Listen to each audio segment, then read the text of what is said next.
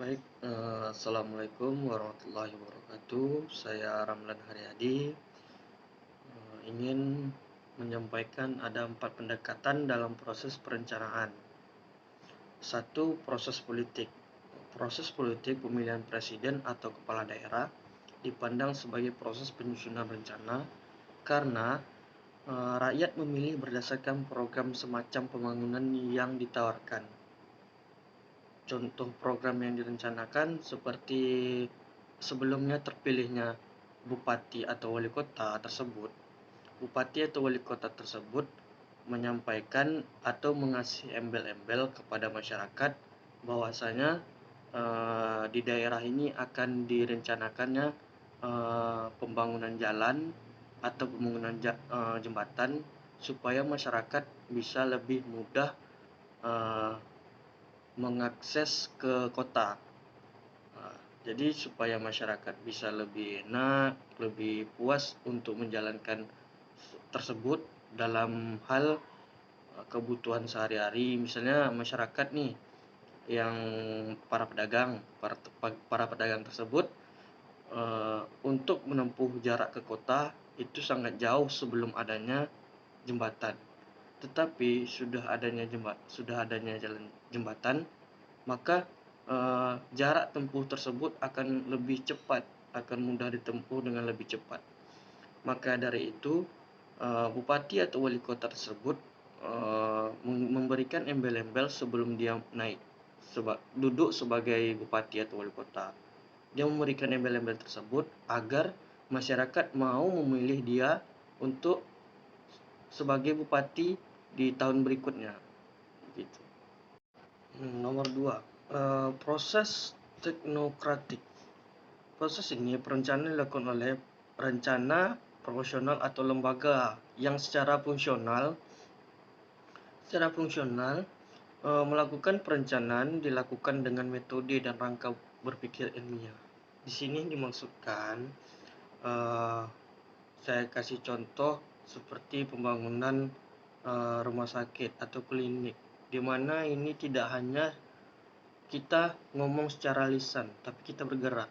Gimana dengan metodenya, langkah-langkahnya yang harus kita jalani. Jadi tidak hanya dengan cara kita ngomong ini kita mau membangun klinik atau rumah sakit, ya klinik lah misalnya. Nggak mungkin kita hanya sekedar ngomong, kita harus punya metodenya, langkah-langkahnya, apa yang harus kita bisa kasih masukan, gimana caranya supaya klinik ini bisa cepat selesai dan bisa digunakan untuk masyarakat sekitar. Baik, saya lanjutin yang ketiga, proses partisipatif, perencanaan yang melibatkan pihak yang berkepentingan terhadap pembangunan yang antara lain melalui musrembang. Di sini wali kota atau gubernur misalnya turun ke lapangan, di mana di lapangan ini diadakannya musrembang. Jadi masyarakat setempat dengan adanya wali kota atau gubernur turun, mereka menyampaikan pendapat bahwasanya di daerah mereka masih bagus jalannya, ibaratnya masih kurang bagus jalannya, apalagi jalan yang masih berlubang, belum tentu ditempel dengan baik. Bahwasanya dari masyarakat ingin di daerah mereka jalan itu kembali baik, tidak adanya lubang-lubang lagi.